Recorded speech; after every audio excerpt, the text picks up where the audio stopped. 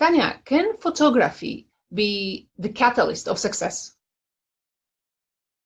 Of course, I would say yes, partly because I'm a photographer, but I've also seen it happen with my clients. And I have this great story about Max Eike, whose photos you shared on one of your posts. He was a young furniture designer, and I did several shoots for him over a couple of years.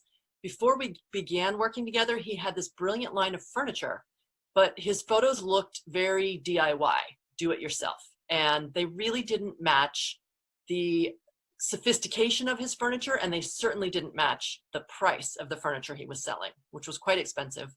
So one afternoon, I was in his shop, which his parents actually owned an antique store.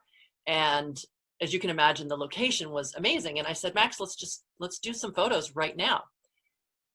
And in an afternoon, we did at least 5 different photos all in that same space.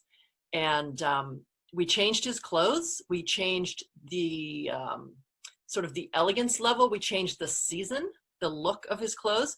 And I said, I want you to be able to use these photos for, say, 6 months or a year and roll them out in different places. I also advised him to hold one back so that if the press came knocking, he would have something fresh to give them. Sure enough. And also, I don't know if you noticed this in the photos, we had some where he was in flip-flops. Sometimes he was in sweaters and boots. In one shot, he has a beautiful velvet jacket with Gucci loafers.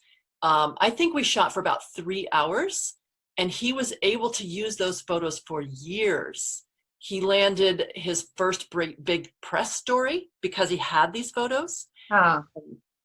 He was in a local Hamptons magazine first. He was later in the New York Times, and they printed an image that we had already made together.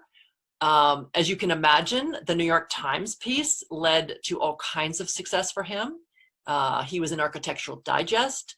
So having the great photo gave him access to a much higher level of press. And eventually the press they were doing other stories on him because he had press stories. Does that make sense? Oh, absolutely. I absolutely love it because you just said it. It's not about the photography, it's the access to the media. Yes. Because naturally, media wants to publish interesting photographs because this is what people look at first. Yes. And if they have them, no matter how fantastic your story, or if they don't have them, no matter how great furniture or great services you sell, if you have anything to support it.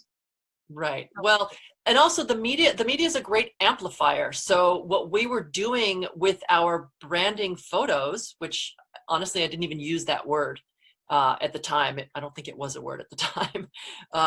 But there's a snowball effect. So we started with some great photos that I knew were editorial worthy, that any magazine would be happy to publish them, because actually the media outlets are dying for content. They are working on super tight budgets. They don't send out photographers to cover stories the way they used to. So if you have really great professional looking photos with an editorial feel to them, you will absolutely find the right media outlet that can publish them and will publish them. The trick is you can't have already released them. So that means you can't go crazy, do your photo shoot, and then put everything on your website or on your blog, because the media doesn't want old photos. They want new. Of course, and you have to be strategic, and that's why you take several sets, as you mentioned, and use them strategically and sparingly, just one at a time, and always keep something else under the lid in case you need it for the media. Yes, it's a great strategy.